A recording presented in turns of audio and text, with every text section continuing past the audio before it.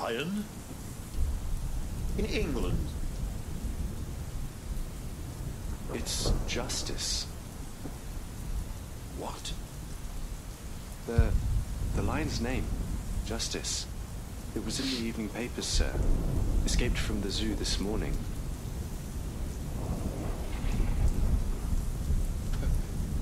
Justice. I wonder if those poor souls would agree. I suppose it's just one of life's cruel, pointless, unsolvable secrets.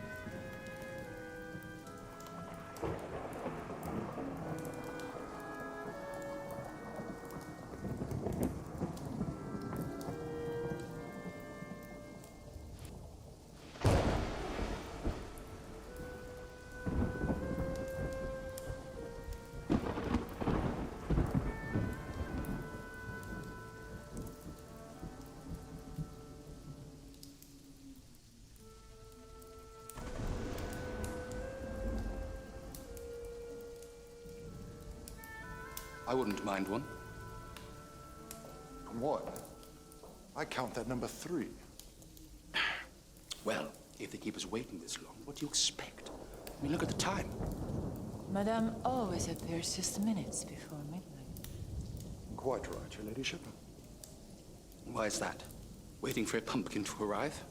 She feels that the doors to the other side open only at midnight. Well, as long as she keeps the doors to the liquor cabinet open, I'm not complaining. Don't be vulgar. This is a shrine.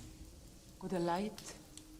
Terribly sorry, I'm a committed non-smoker, as is young Master Bonprix. No one seems to have a match in this place. That's a rather nasty cough you have there. I just want to get this over with and get back to my club. Why then did you even bother to come? Oh, no, you don't. I know how these spiritualists work, sending out their spies to fish for information. Oh, very vulgar. Oh, I'm dreadfully sorry once again. Edwin, please do behave. And that goes for you, too. Snooping around like a shadow. Oh, don't mind Jenkins. He's deaf as a post. You're pulling my leg. A deaf butler. What, is there a blind cook to match? In any case, why shouldn't her ladyship know the reasons for your attendance? She'd have to be a damned fine spy to know the answer. What? To the question, what's the combination?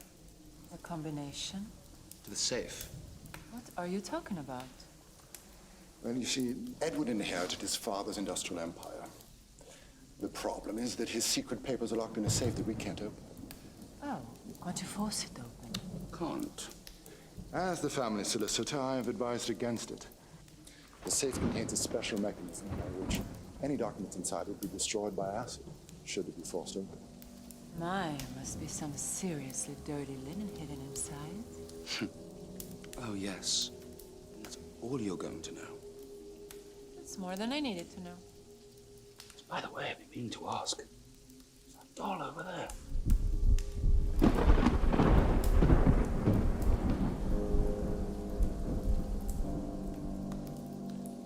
I have no idea. We hear she's American. A Miss Daisy. I loathe Americans. So vulgar. I hate to disappoint you, but I'm one of those vulgars myself. An American. As an apple pie.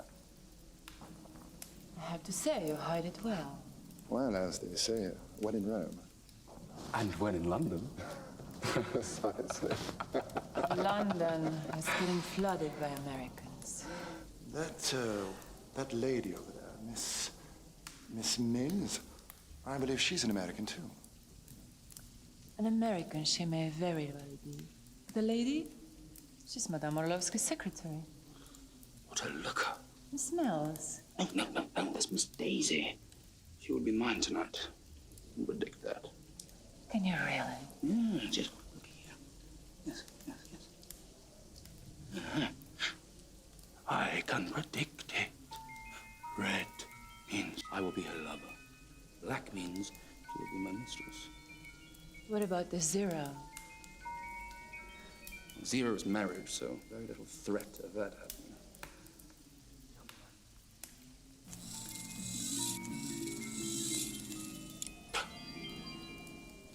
There you go. Next time, just consult me. We should sit whilst we wait. Oh, but we can't. Not yet. Why not? It's almost midnight. The Madame insists all 12 seats at the table must be taken. And there are only 4 of us so far. Yeah, what are those things? You'll see. What on earth was that? The doorbell for the deaf. Don't say. So the butler really is deaf. As stone. Why doesn't she get one in proper working order?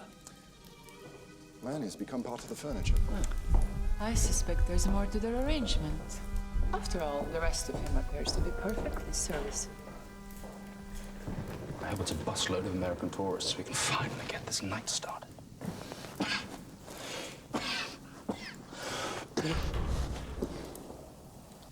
Oh, God, what are these? Oh, good, honest working people, I suppose. Don't you know there's a tradesman's entrance? Now, madame, let's show a little bit of Christian tolerance, shall we? I wish Madame Orlofsky would keep separate hours for lower classes. I'm sure they're loaded with matches. Oh, it's so nice to see nice people here. I guess we're all equal before sorrow, ain't we? I feel the bond between us. I do. Come along now, dear. No need to make a spectacle. I thought I'd scream. At least you took it down the chin like a real trooper. Just look at them. What a miserable little tragedy has clouded their miserable lives. Now we need to hear all about it. Oh, Lord, what next? More factory workers and scrubbing women? This night might turn out fun after all.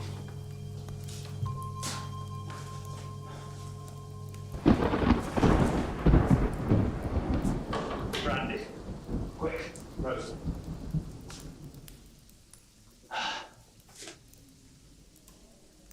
Oh, man, don't just stand there. Take my coat. What is the matter with you? Get me that brandy. What, are you deaf or something? He is indeed deaf, my good sir. A deaf butler? Well, I'll be damned. What a welcome after 2 hours' drive through a shitstorm. Please. I call a spade, madam. Want me to light that for you? No. Anyway, you can't stay. What? This is a private gathering. You must go. Mr. Arnhem, tell him. You see, sir. Wait a minute. Wait a minute. I'd like to see you try. I guarantee you all a knockout. And you would be? That's my business and nobody else's. I'm just here for the table tapping. A séance. Call it a Sabbath, old gal, as long as I get some answers. Wait, man. I need my coat back. There's something in my pocket I must have. Oh, Goddamn, you're deaf right. Look, my coat must have. Do you understand? Bring back my coat. I think we have a problem, sir. I think we do. My coat. I'm on it. Back. I heard you wanted a brandy, sir. You heard right, lass. Not like that other chap. I am Madame Orlofsky's secretary. You see, our butler is unfortunately... Deaf as a doornail, I hear. However, you see, sir, we're fully booked tonight. Only invited guests. Fully booked? What is this, the Savoy Hotel? There was no mention of that in the Times. In the Times, Madame hasn't advertised for over a month. A month, a year, who cares? This joint's still open, ain't it? This here says seances every midnight. There are what, 12 seats at that table? I drove all the way from London. I'll be damned if I leave here before I get some answers. Now look here, my good man. Don't you good man me, brother. You're talking to a middleweight boxing champion. I was about to suggest that you join us. Miss Mills, will you please take care of the man's coat?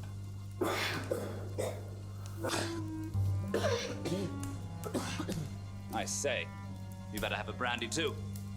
I'm fine. Well, well, well. Well, well, well. Renaissance tapestry. Rhonish grand piano. Hardly looks like a gypsy fortune teller's den at all. Madame Orlofsky is no gypsy.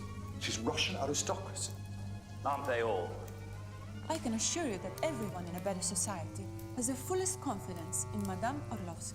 Oh, well, what's to say she hasn't just dressed you up and paid you to say that to all her guests? Well, I never. But wait a minute. I've been dealing with the Russians. If she's really Ruski, shouldn't she be called Orlovskaya or something? Your coat, sir.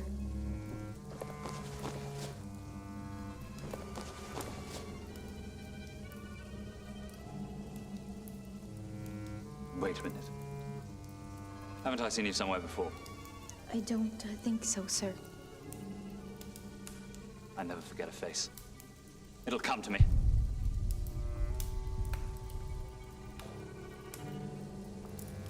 Well then, what do we know about this here madam then, eh?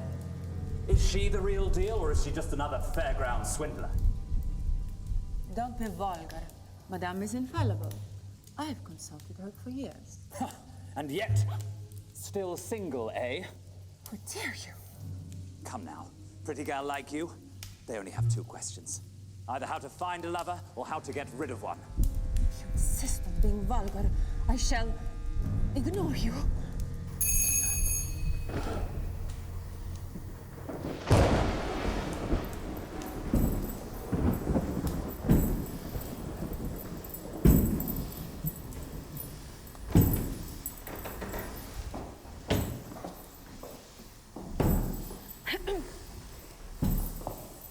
Ladies and gentlemen, Madame Orlofsky is now ready to grant you an audience.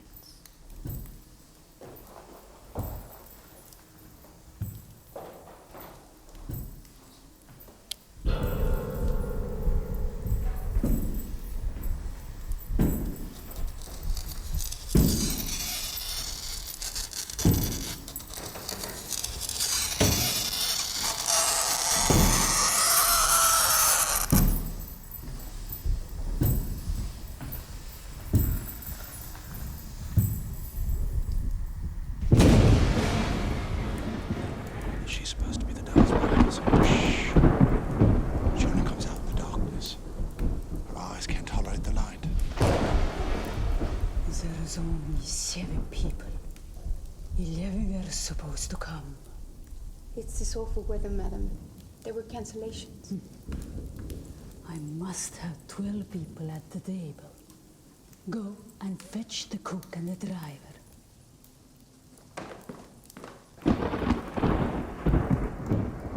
I welcome you. It's almost midnight. Don't we know that? Please, all of you, choose a seat for the séance. I will take the one seat that remains vacant.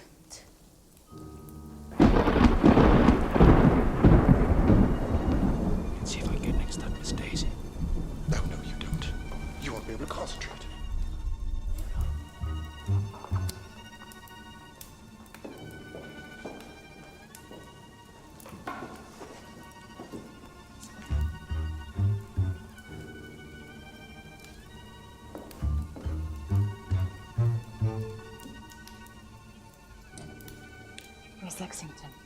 Telephones, puncture, won't make it.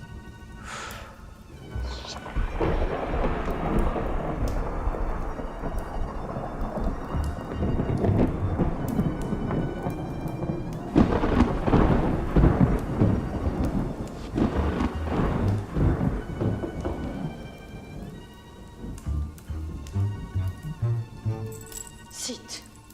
You can leave when the midnight has chimed.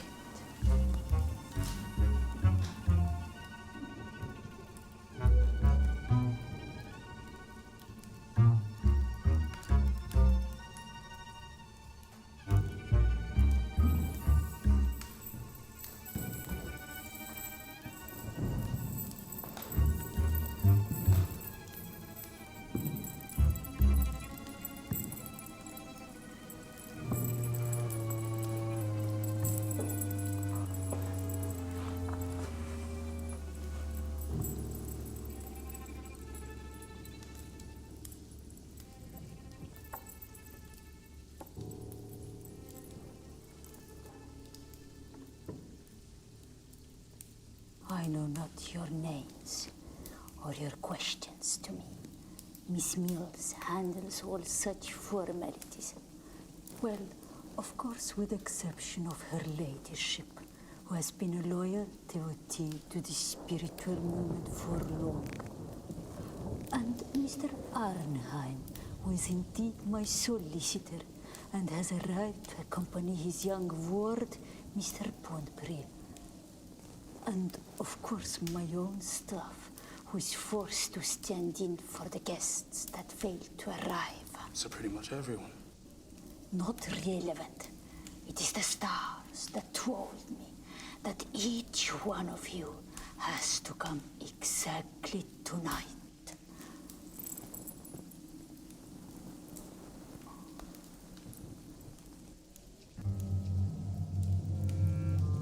Yes, I can feel it. Tonight's the night. Before the bell chimes 12 times, 3 secrets will be revealed at this table. Yes, 3 secrets. I'm a man.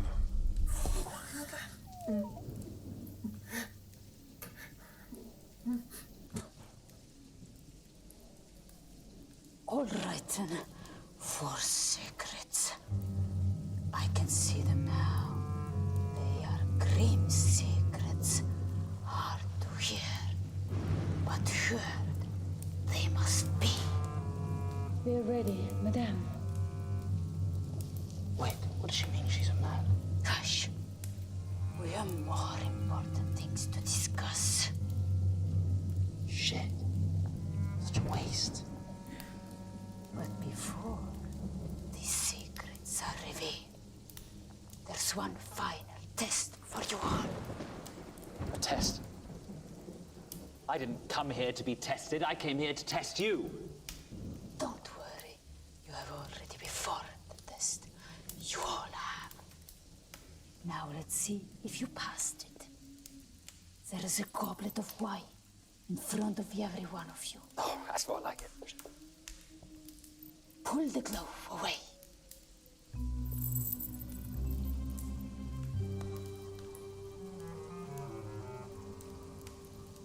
The spirits have led each of you to your star sign.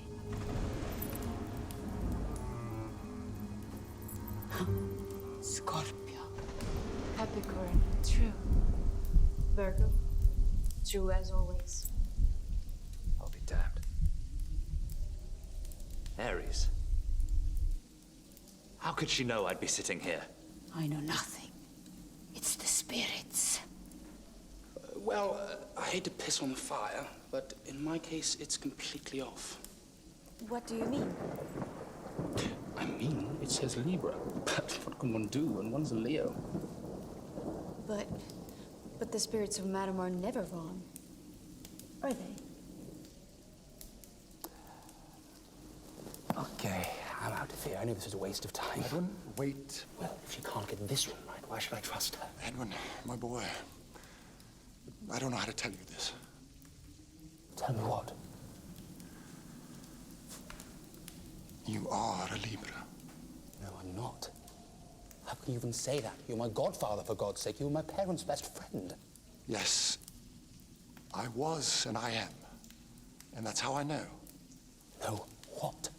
What's going on here? Calm down. This isn't easy for me. It's been tormenting me ever since your father passed on 6 months ago. Oh, my condolences. Oh, for God's sake, just speak, Alfred. The Bonprix were not your real parents. What? I'm sorry you had to find out like this. I was waiting for the right time or place to tell you. Of course, they're my parents. I'm their heir. Yes. The man who loved you and raised you as a son was not your real father. Luckily, you were too young to remember your mother.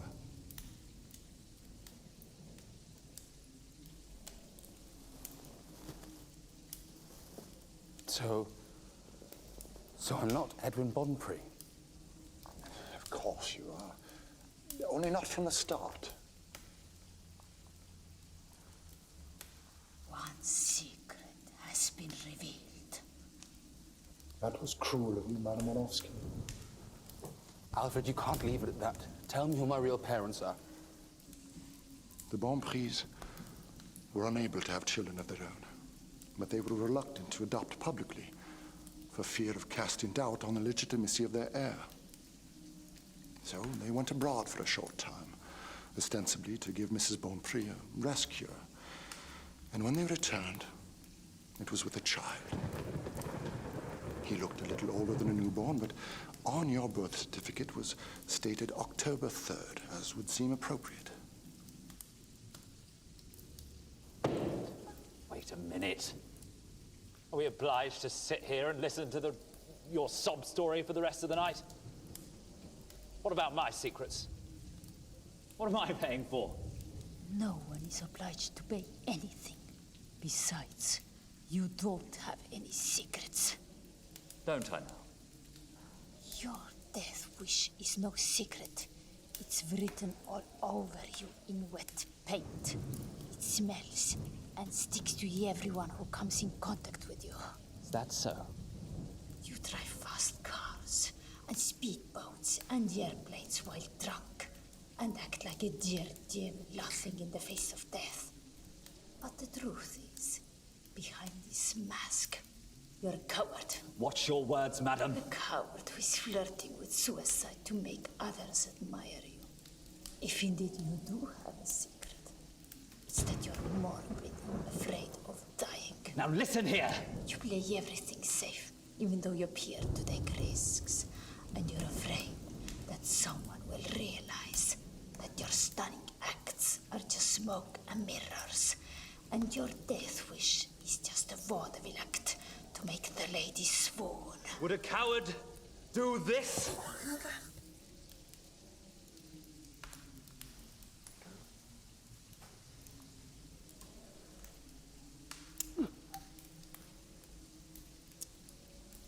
You know as well as I do that this Russian roulette of yours always lands on zero, because the only bullet in your cylinder is an empty shell, like yourself. Infallible, are you? Would you be willing to bet your life on that? Put that away! No. Pull the trigger. I dare you. Pull it 6 times in a row. Then we'll see the truth.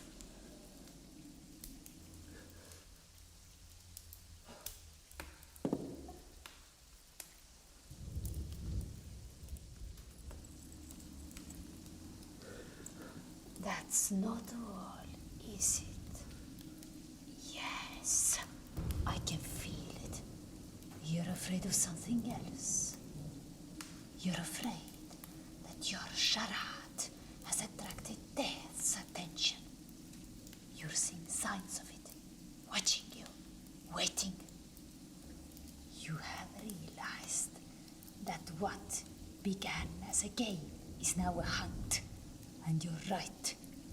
You will not live to see the dawn.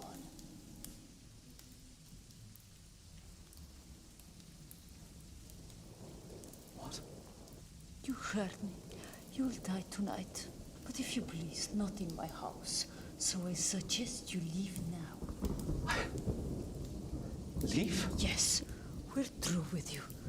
There's nothing more. I die tonight? Yes, one way or the other. That plays no role.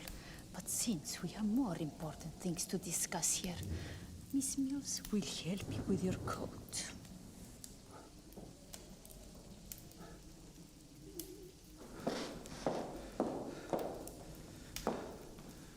Let me take this for you, sir.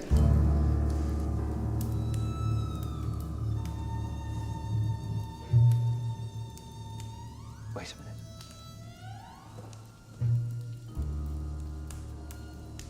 Now I recognize you. Sir, let me show you out. You're that. Sir, That- Madam needs to concentrate. We shall talk outside. No. Sir! Wait a minute. Sir! What the hell is going on here? What is this? Sir! You're... What? Sir. I'll see you in hell, madam. And we're thankful for your generous contribution, if you would. Good evening to you. So, that was the third secret. No, who counts them? So how will he die? Will he crash his car? Probably the way he has been going. But not tonight. You mean he isn't gonna die tonight? Oh dear, no. From what I see, he unfortunately still has many healthy years ahead of him. So why then did you tell him he would? He was such an annoying and pompous man, and a solid non-believer. I felt his presence was blocking my channels. What was that? A car backfiring. Yes, my dear. Not to get excited about. It sounded like... No, I didn't, my dear. Now, control yourself.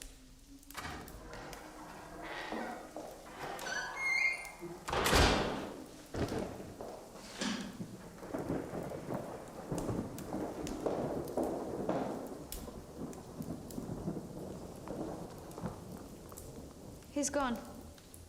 Quite in pieces. Suits him fine. Might temper his arrogance for a little while. Edwin, are you all right? Yeah, I'm... The news hasn't quite sunk in yet. Please. We must concentrate. It's almost midnight, and there's still a lot to be revealed. Now, let's join our fingertips.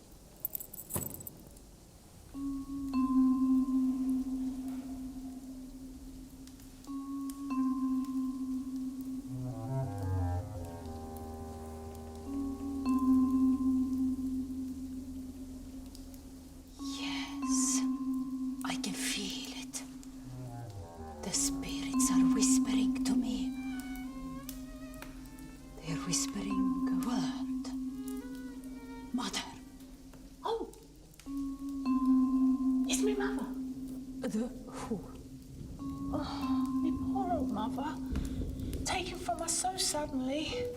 We didn't even have time to say goodbye. Now she's calling me from the other side. Just like I knew she would. Oh, no. There's no poor old mother anywhere. I mean, your mother is in a happier place. But there's a living mother right here at this table. The mother of a young man. This young man. You're not saying that. I'm not saying anything the spirits don't want me to say. But on this night, the stars have brought together at this table a young man who was adopted, and the woman who gave him birth. My mother is here. In this room. It was written, something that could only have happened at this hour, on this very night, during the Great Alignment. A miracle. Madame Orlofsky, you're not seriously suggesting that... Don't look at me. I've never been touched by a man. Then who? You're too old to be my mother. Then you're too young. And you're much too... Yes, much too. And you need a shave.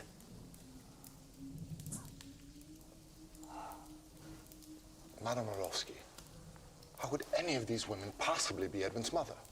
But you yourself said you don't know who the woman was. Well, at the time in question, the Bonprix were in Europe. I stayed behind in London to take care of family business. I'd always assumed from remarks made later on that Edwin may have been the son of a Paris street girl. Alfred!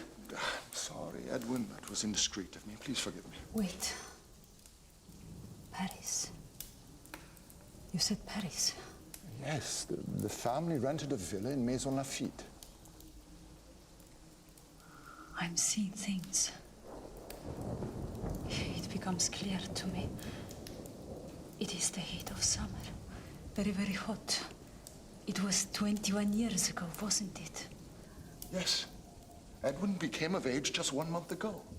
The child was bought for the sum of 1,000 francs. How could you possibly know that? I wired the money myself. Then it's all clear to me. The nice English couple. The cries of the baby boy as he's wrenched from his mother's arms. And the bitter tears of that mother, thinking she will never see her son again. The tears I can still taste. But you don't mean... You?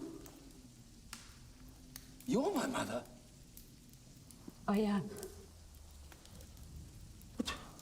You're what, like 100 years old?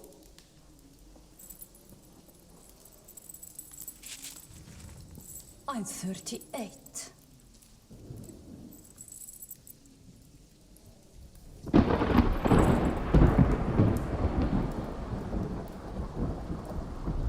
Let me take a look at you, my poor son. After all these years. But how can this possibly be? You must explain. I knew something would happen tonight. The stars are in a mystical alignment.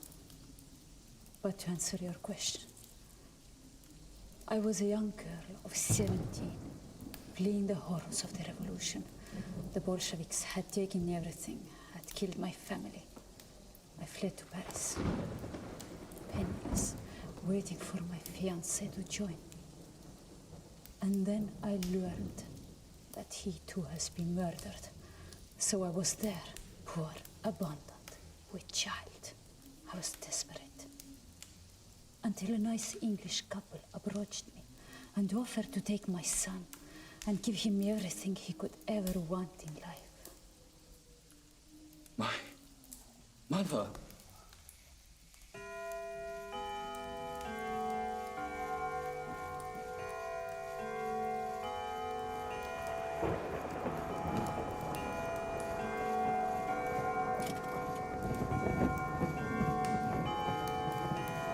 There. The secrets have been revealed. Fields. Hello? Take everyone to the station. They can make the 1 o'clock train. I need to talk to my son. But madam, we've not had our answers yet. No, we haven't, have we, Liam? What about my poor old mother? I think you'd prefer to live without these answers. But what's the meaning of this? I now see your real motives. They are illuminated by the darkness of your black conscience. Well, I never... And you better never again, or you both will hang. You mean these two took the old woman for a ride? And now, as she has come back to haunt their dreams, they want me to make sure she stays in her grave. Come now, Liam. I'm not staying another minute. What about me?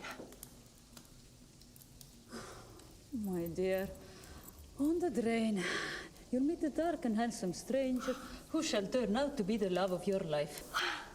Finally.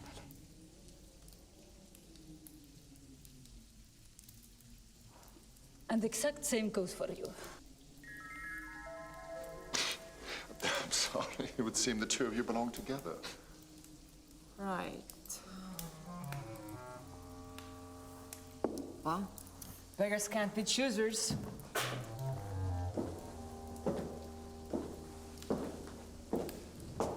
Come on, me laddie. I'll make a man out of you yet.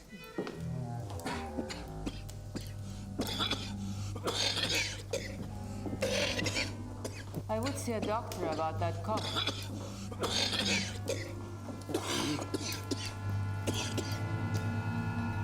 Oh, I need a drink. I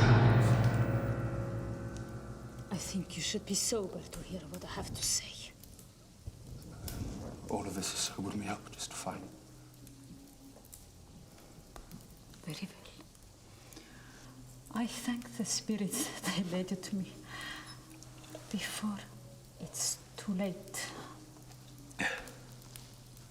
What do you mean too late? My poor son. Our reunion will be short-lived. I'm not long for this world. Don't say that, madam. I haven't told you, or in fact anyone aside from my secretary and my butler, but a year ago, my physician gave me no more than 12 months to live. But, madam, whatever's the matter with you? A calling such as mine takes a toll on the health. I'm afraid I only have weeks left. I'm devastated. But can't you get a second opinion? Do you require anything else, madam, before I depart? Yes, my dear. Some paper and a pen. Right away, madam. Wait, why is she leaving? Doesn't she sleep here? Especially if your health is bad. This is an evil house. It's haunted by many restless spirits. No one can bear to stay here but Jenkins. He will drive Miss Mills home and then return. And this house is haunted? Only I am able to control the spirits. Everyone else are driven mad by the voices that seem to whisper right into your ear. From the floorboards and from the walls. Jenkins seemed to be immune, as he's deaf. But, madam, mother, you can't be dying. Not now, not just... My dear, you absolutely must see my physician. The way you cough. I wouldn't want you to follow me anytime soon. But you must know, I die happy because I have found you. Don't talk of death. Not now, when we've finally been reunited. It is written. But there's something I want to do first. There's something I want you to have. What is it? All of this. This shall be my legacy to you. No, I can't accept that. Don't be foolish. Who else I would leave my earthly possessions to? It's your real father's fortune. Your birthright. Here you are, madam. Thank you, my dear. Keep an eye on Jenkins driving. He speeds like a madman. The night is full of dangers. Yes, madam. See you in the morning. Gentlemen.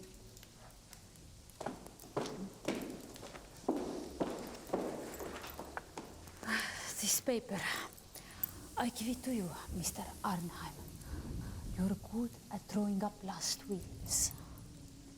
Here? Now? Yes. I had a feeling my heart will not survive this unexpected happiness. I want everything to be taken care of. So, right.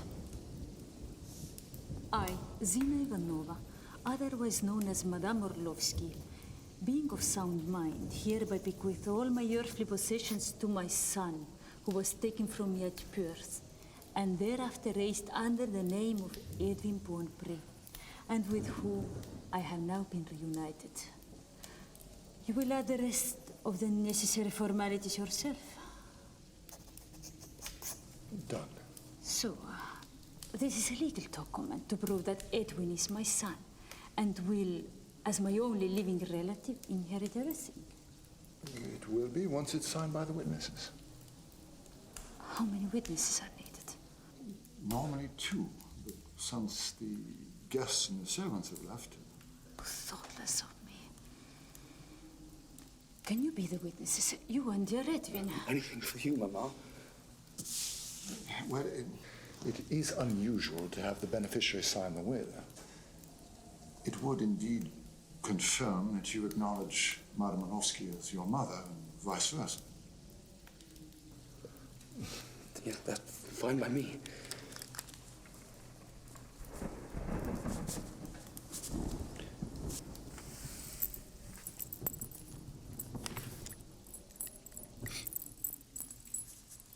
All legal and indisputable.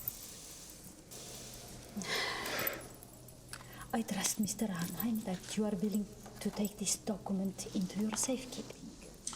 Yes, that would probably be wise. But, my dear, I'm so overwhelmed by our reunion that I've quite forgotten that you came here for a reason of your own. Oh, no, it no longer seems so important. But it is. Wait. I'm sensing it. It's about your father, the man who died recently, making you his heir. Oh, yes. No, there's something I need to know. We must resume our original positions.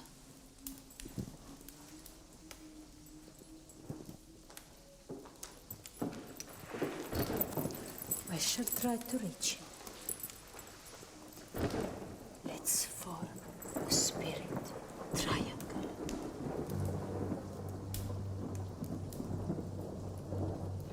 Picture him in your mind. Picture the way he walks and talks to you. Try to smell him, to sense his presence. I'm trying to. So am I. There is someone who is attempting to contact me. The spirit of a dead man. Is it my father? Which one? Yes, yes, I can see him.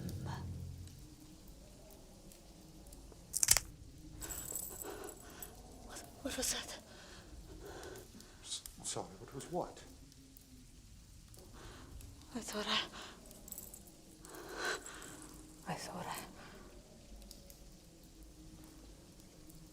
Never mind. Are you making contact with my father? With Mr. Bonpré? Yes, yes. I can see a man. A large, stout man. A master. That must be him. Ah, but he's angry. He's not at peace.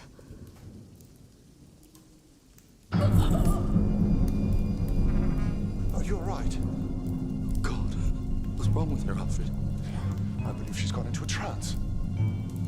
Something doesn't seem right. Don't like it. Whatever you do, don't break the connection.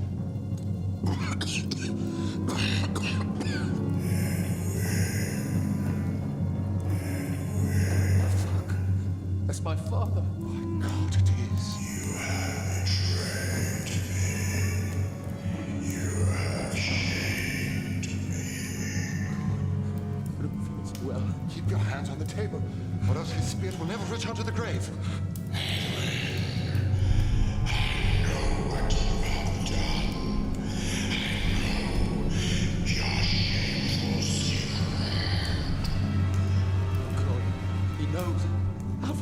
funny. Vile creature, and from beyond the grave, I will cast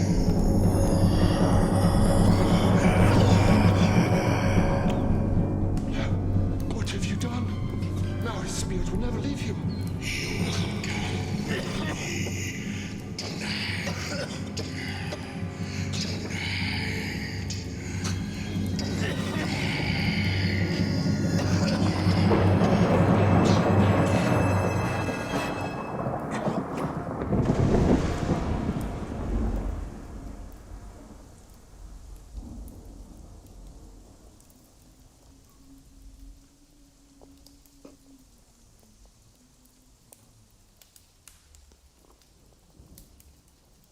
So, It's done.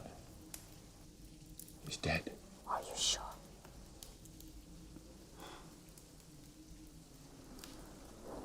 To be honest, I thought the poor bastard would kick the bucket before he signed. We only made it through by the skin of our teeth. Not a moment too soon. Did you backdate the will? It wouldn't look good for him to have signed it on the very day of his demise. Of course I did. I dated it a month prior. Good.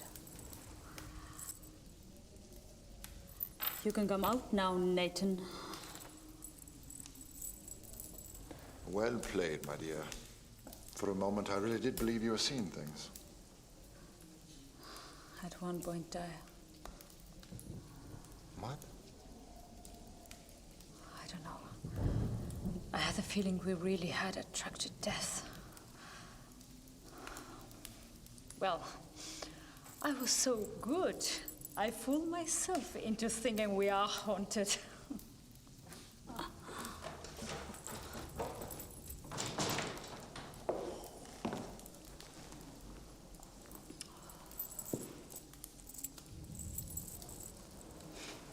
You have made blunders before. That this takes the cake.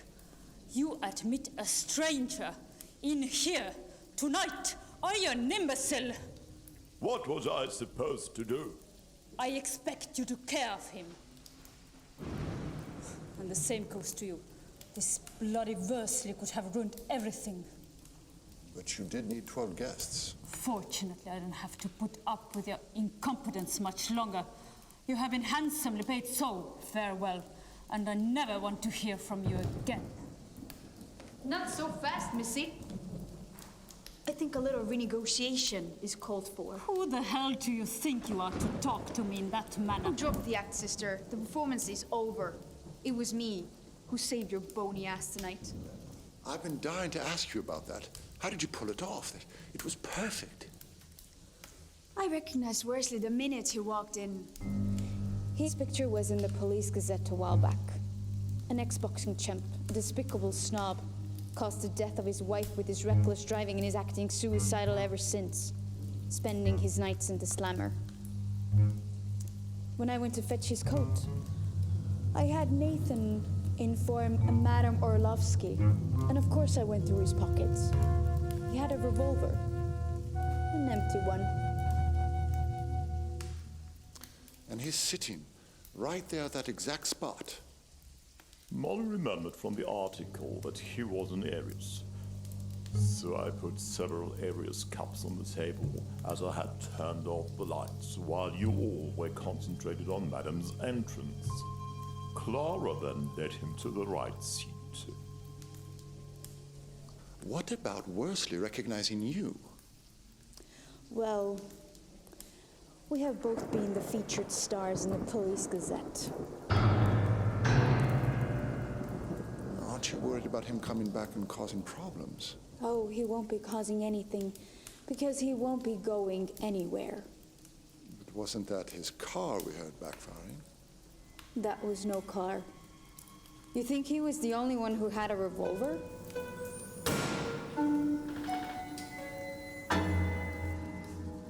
And thanks to us, his car is now in the river, as is the other car, with the rest of the cast. You don't mean Oh, don't be such a babe in the woods. We, Russians, Leave no witnesses behind. Nathan fixed the limousine's brakes. And I gave the driver a hefty dose of Veronal in his brandy. So we sure as hell are entitled to an extra bonus for getting our hands dirty. Ain't we, honey? That's right. Of all the ingrates, it was your cock-up, and I'm not going to pay for it. Or maybe you want the coppers to receive a tip where the 2 cars can be found in the river. How about that for gratitude? So, if you don't want your next starring role be under the gallows, you walk away and forget about any idea of blackmail, because if I go down, you all will go down with me. I would listen to her. So, Nathan, I suggest you take this greedy mole of yours out of my house before I throw her out. Come on, honey. I can't stand the sight of this bitch a minute longer.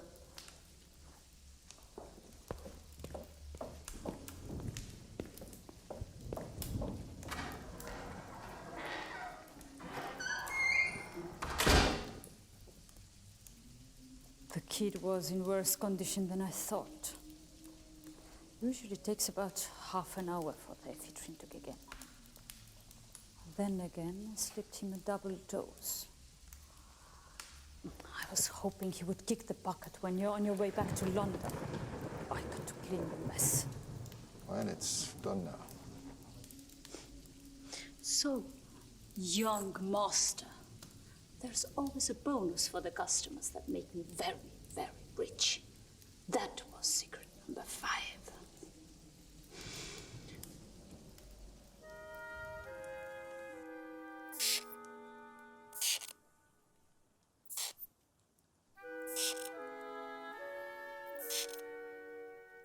Are you awake? I've been thinking. Thinking?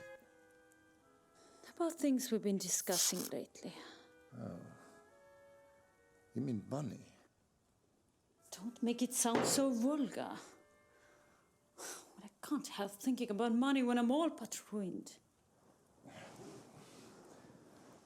Don't exaggerate. Your finances are perfectly fine. You'll be able to live comfortably. I'm not a washerwoman whose dream is to live comfortably.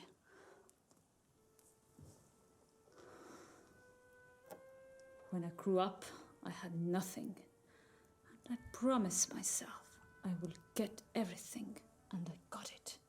I will not lose it. Well, there's always more money to be married. Have you any more aged board members left on your list?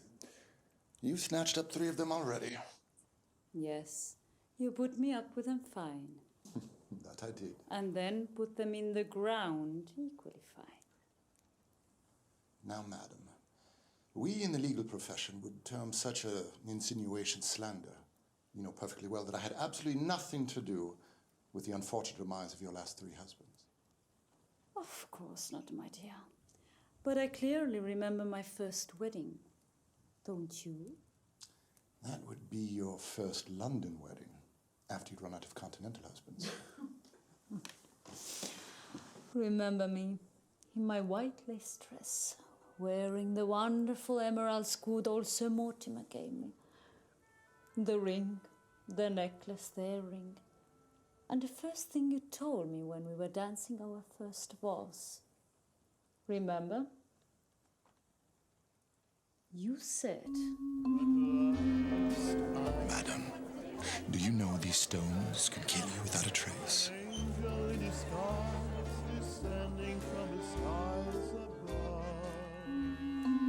Oh, such an innocent remark could never be construed as legal advice.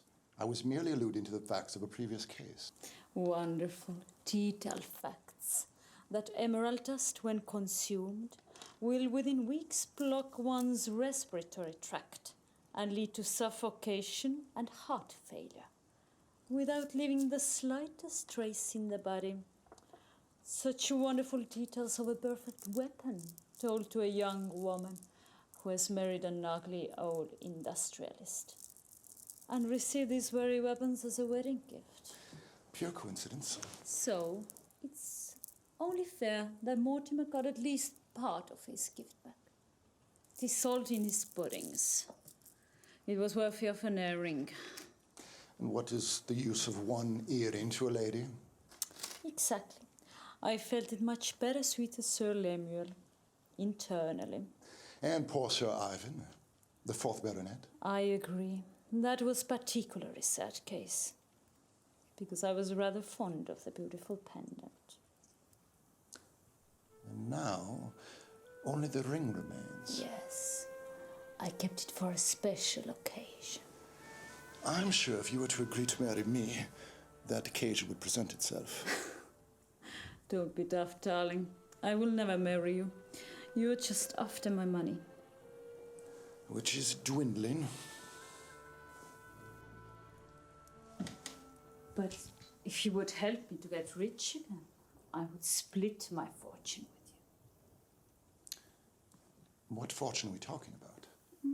The fortune, about 2 million, I think. That sounds suspiciously like the Bonprix estate. Oh, Alfred, think of it. Wouldn't it be gorgeous to have all this money? Think of what we could do with it. Oh, you do remember me uttering the name Bonprix. The only problem is that neither you nor I happen to bear that name, which grants access to that money. But your ward does. The last time I checked, my ward was busy gambling, drinking, and fighting, and not at all inclined to share his good fortune with us. Such an unwise behavior for a boy with a heart condition. You did say he has a heart condition, didn't you? I'm not discussing the private affairs of my clients. Well, I remember you casually mentioning it when you told me he's a spoilt brat who treats you like a dog. Well, one can't be too picky about who pays one's bills. So why not pay them with his money? I'm sorry, where is this conversation heading? If you're looking for a 4th husband, I should warn you that Edward Bonprix is not of the marrying age. He's just a kid. And every kid needs a mother. His mother died when he was 2. Mrs. Bonprix died, but not his birth mother. I seem to have casually mentioned quite a few things. You should never trust a woman who keeps your wine glass filled to the brim. I'll take note of that.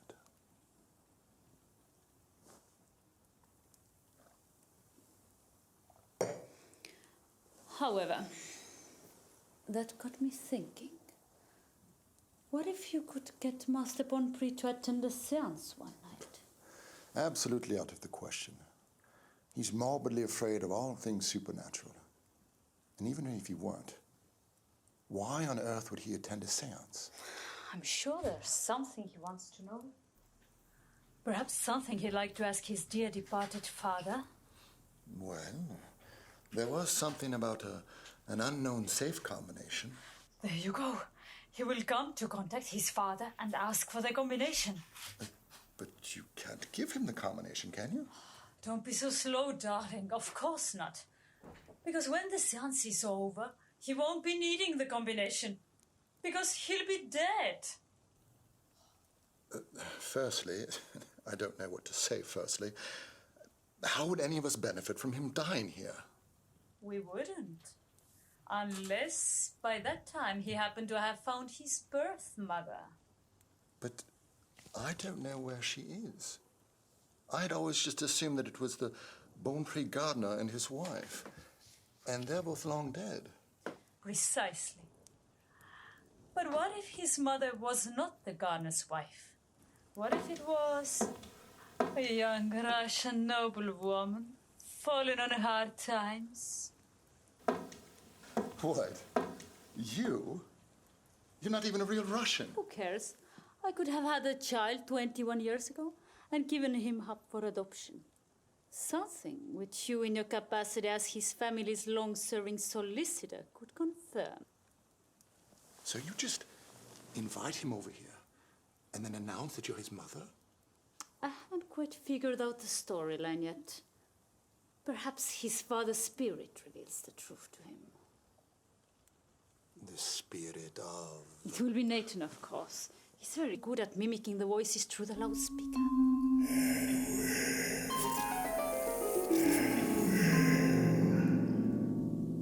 He should be. He was an actor before he decided that crime paid better than Shakespeare. You'll coach him to speak like the late Mr. Bonpré. Give me some dirt from Edward's private life. There must be something he desperately wants to hide.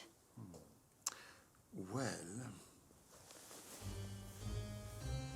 come to think of it, he is involved in a somewhat insalubrious affair. That's my boy. Who with? I bet it's a married woman. My lips are sealed. Oh, so it's even worse. I know. It's a married man. The gardener.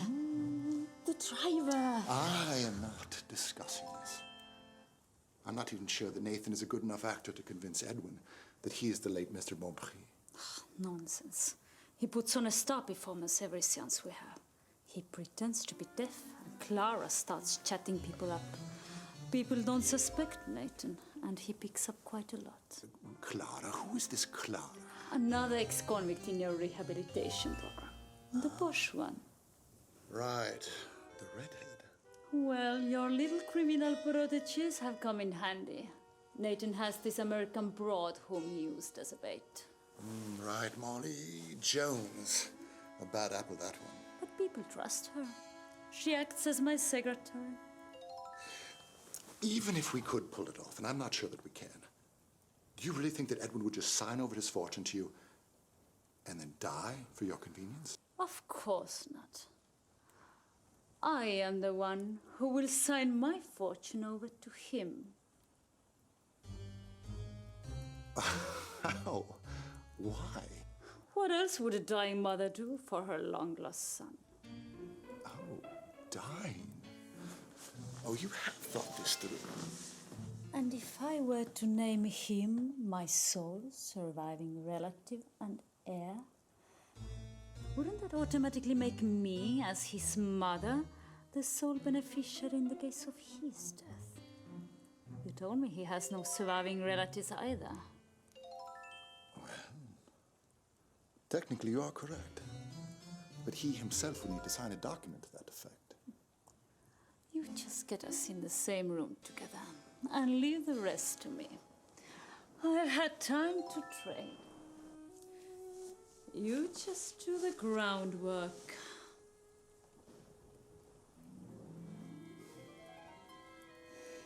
There's enough here to bring down a bull. But that ring, it's worth a fortune. Just an investment with guaranteed return. Now, remember, it must be ground into fine powder. Puddings and soups are best for incorporating the dust. Well, eggnog is the best, but I don't feel like waiting until Christmas. This will make 5 hefty doses. In a week, he'll feel out of breath. Then a cough will set in. Normally, he might last a month or a month and a half tops. But if we were to add this new wonder drug, ephedrine, to speed things along. Ephedrine? A stimulant to increase blood pressure and accelerate heart rate. Very bad if you have respiratory problems. And a ticky-ticker, just like poor Sir Lemuel had. Oh, Alfred, think of it. You will be rich, free, your own master at last. Well, it does sound good on paper. You just leave everything to me, honey. A lady must have her secrets.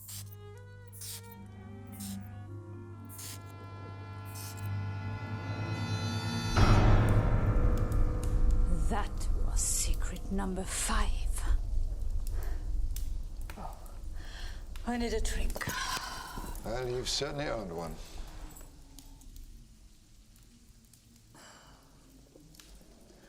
How long do you think before I actually get my money? I mean, our money. Oh, well, that might take some time. After all, it is a colossal sum. I'm thinking of Brazil or Cuba. I'm too delicate for this damp climate. And what about this house? I'll sell it lock, stock, and barrel. Can't stand this stuffy old mausoleum. Well, worked fine as a backdrop for a good old spiritualist racket, though. Well, I might buy it myself. You? You will be boating on the Riviera in a week. Oh, no, it would raise suspicion if we were both to disappear at the same time. We must keep up appearances. Well, I suppose we better call the police. Or would it look better if we called the ambulance first, to show we did everything in our power to save him? I suppose so, but why are we still sitting here in the dark? What was that? What was what? There is someone in the house. Nonsense, you're just imagining things. Didn't you hear that? I heard nothing. I'm sure I heard footsteps. There, again. Who's there? Oh, no, calm down. You're on edge. There's no one here but you and I. If those scavengers think they can come back to blackmail me. Alfred! What's the matter, dear? Don't tell me you didn't see that! I can't see anything in this darkness. Why don't you go turn on the light?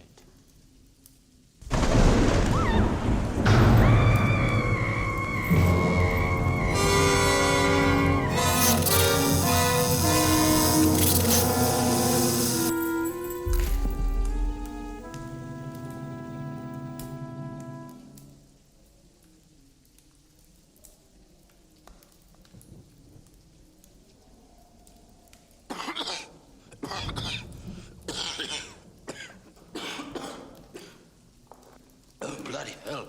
I almost fainted holding my breath. The wine must have gone down the wrong pipe.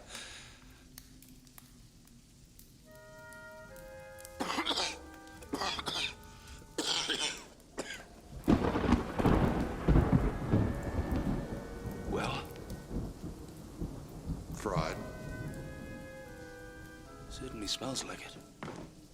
As she should have been years ago. That was one hell of a job, Molly and Nathan. Got her just dessert, she did. Only glad to lend a hand, Mr. Arnheim. Our first light is always to you, Governor. I had no doubt about that. And excellent work on that light switch. I unscrewed the casing earlier, and when I turned off the lights,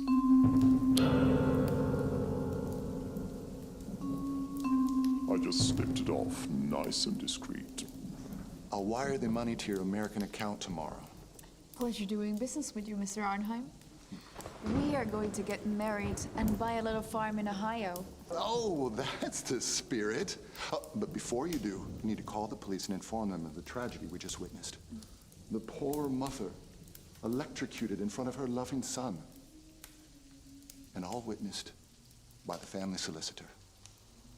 It's what we call, in legal parlance, an act of God.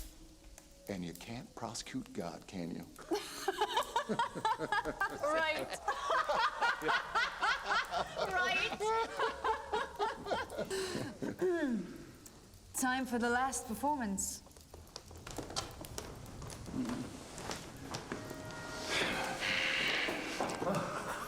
Poor, stupid Zena. Always so intelligent and observant, unless blinded by the brilliance of her own performance. We should get that poison ring, so we don't raise any more suspicions.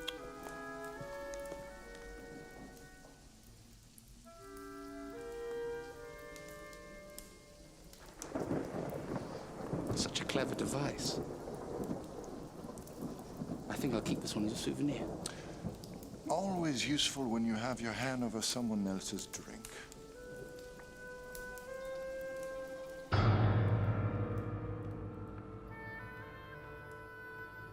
No wonder she didn't notice you swap our goblets.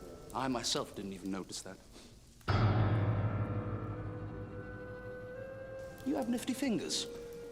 In my profession, you must. Oh, she looks so naked without her ring. Perhaps we should return this one to her.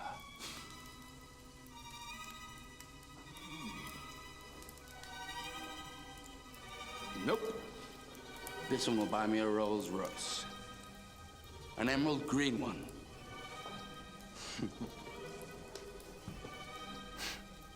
So, Mummy dearest, was this something you didn't think of?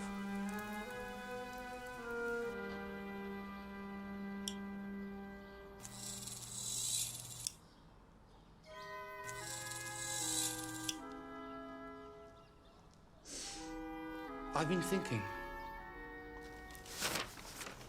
Thinking? Maybe we should rob her. Who?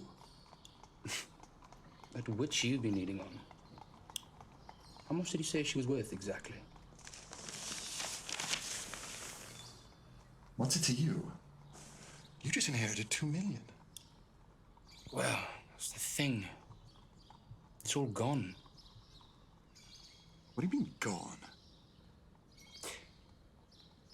I've been having these gambling debts. Gambling debts? Yes, and if one doesn't honor one's gambling debts, one is likely to get rubbed out. So I honored them. You had 2 million in gambling debts? Don't be silly. You know damn well most of that money is tied up in the company. I couldn't get a penny without the board's consent. I barely had $500,000 in cash. Your father has been dead for 3 months? And you have $500,000 in gambling debts? Oh, no, most of that debt was from before. From my time at boarding school. Edwin, I envy your education. And one has to keep up appearances to reassure those whom one owes money to. Spend a penny to save a penny, as they say. After these chaps found out about my inheritance, I was faced with a bit of an ultimatum. I'll be damned. I should be in charge of your finances. I am your financial advisor, after all. Yes, and I'm of age now. Right you are. It's your duty. So now, it is your duty to get me out of this predicament. Oh, no. We need to eliminate your bad habits, starting with the most expensive ones. Well, spending less isn't a solution. It's a punishment. I'm perfectly prepared to get rid of my gambling debts, but my bad habits, never. Well, what is the solution? I'll split the money with you. What money? Her money, of course, which you will receive after she's dead because you will marry her. We've been over this, Edwin.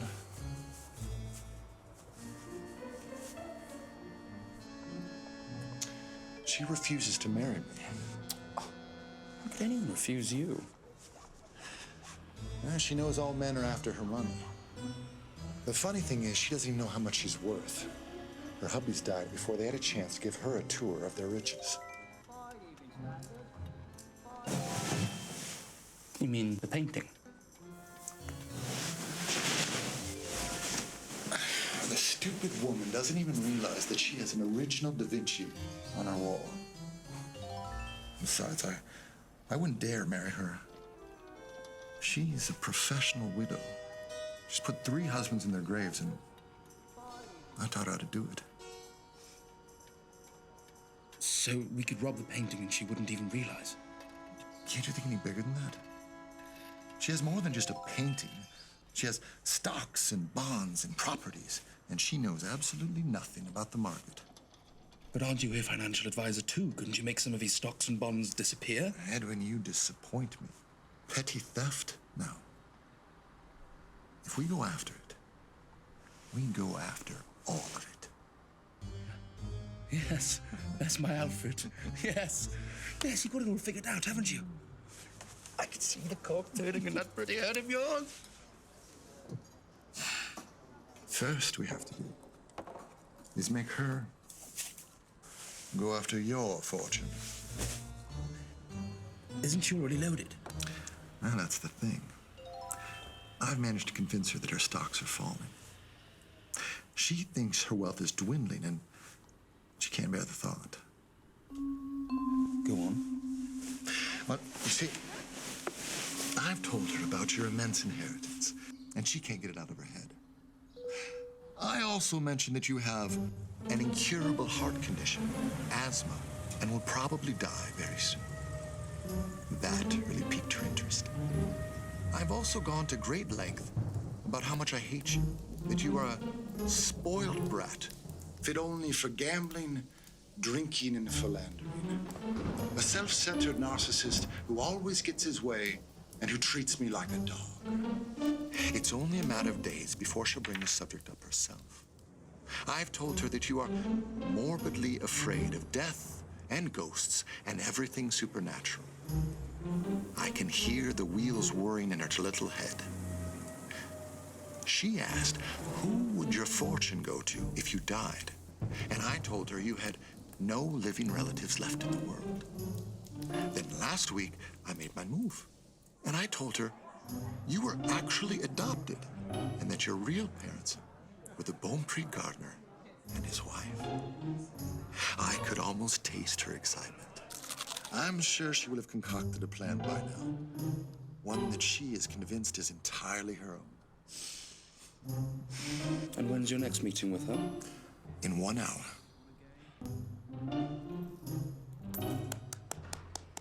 I applaud you, good sir. And toast you with champagne. With the best. So, Mummy dear, you were wrong. That was the 5th secret. Oh my God, please. Oh. There's been a terrible... That is one hell of a performance. By Jove, it is. One should pay good money to watch that. Oh, but we are. Or are we? Whatever do you mean? Nathan behind the wheel is a disaster waiting to happen. Lead-footed driver, speeding under the influence on a notoriously dangerous cliff road in a car with no brakes in a rainstorm. I'd say there's a 50-50 chance that no payment is necessary. Make that 60-40. Without... But no, you didn't. I did, just after I arrived.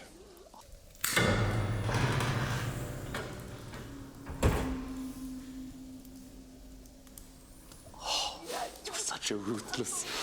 Villain? State executor.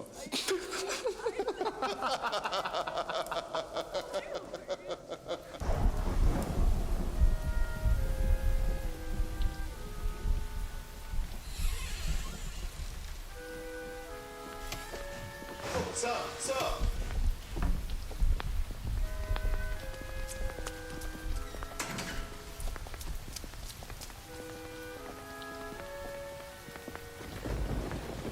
Be sure to drive safely now, sir. Thank you, officer.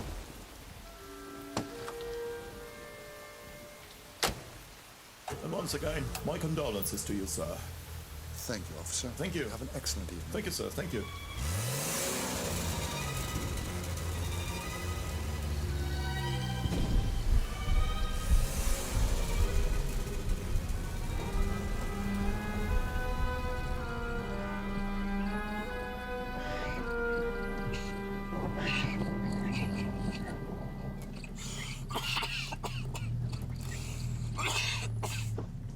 Practicing that coughing so thoroughly, it's become quite the habit with you, huh?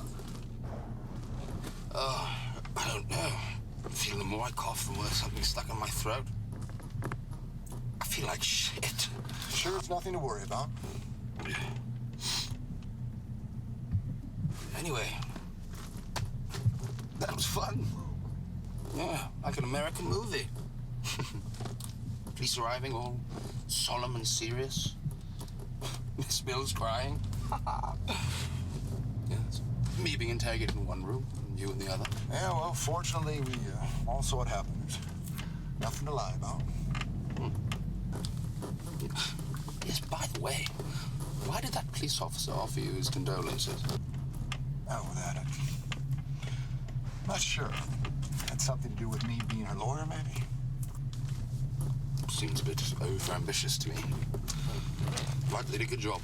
It was an open and shut case. Oh, indeed. Flawless.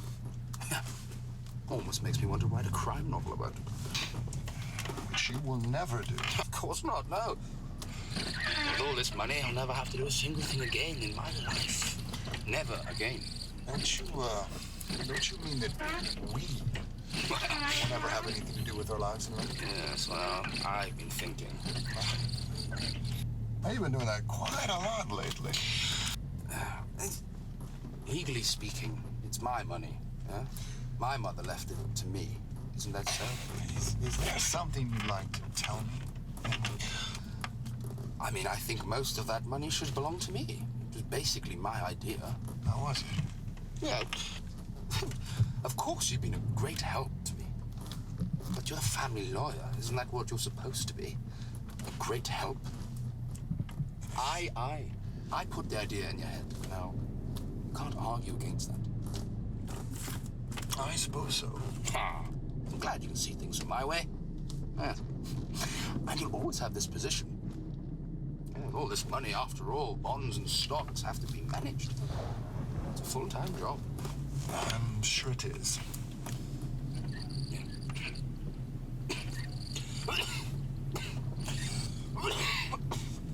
That sounds positively morbid, my dear boy. You got a handkerchief? Check your glove compartment.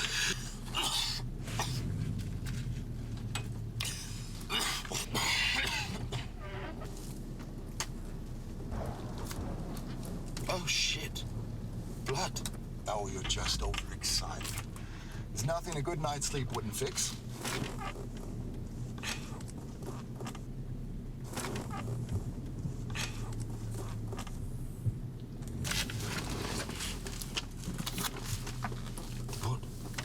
What does this cablegram mean? Which one? Congratulations, old friend. Kiss the blushing bride for me. Didn't I tell you? I got married on Monday. You got with? Orlofsky, of course. It was the final condition that I set for killing you. Don't look at me like that. It was your idea, after all. But why? Because we all loved you, boy. So you told the police? Nothing but the truth, my dear boy. Nothing but the truth. So you see, officer, it was to be a family reunion of sorts. I met my wife while searching for the birth mother of my ward. He found his mother and I found the love of my life. And now, this tragedy. I hope the shock won't prove too violent for the young man. He's not at all well, you know. He has a bad heart, asthma. To be honest, his mother and I weren't fearing for the worst. I feel such a responsibility for him now that I am legally his last living relative left in the world.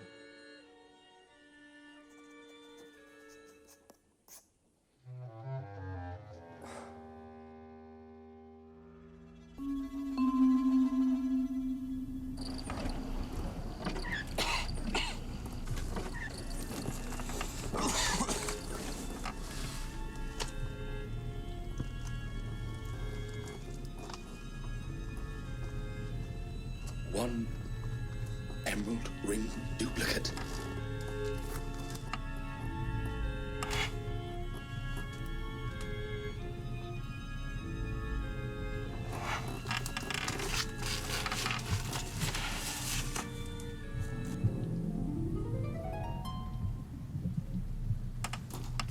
Is this the Orlofsky ring? Impossible to tell the difference, isn't it?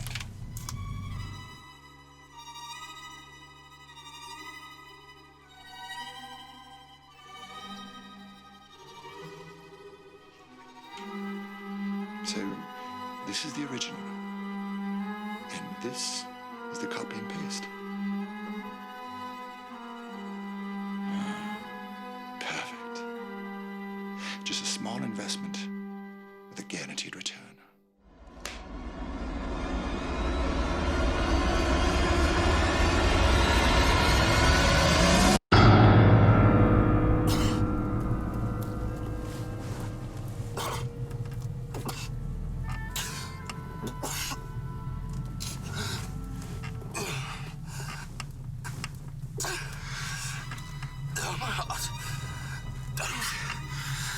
I don't feel so well.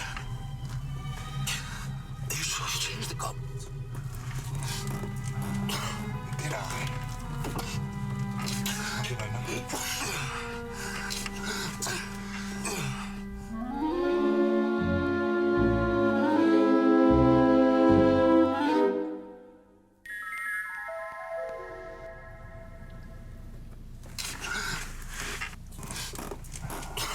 Did I? Or did I not?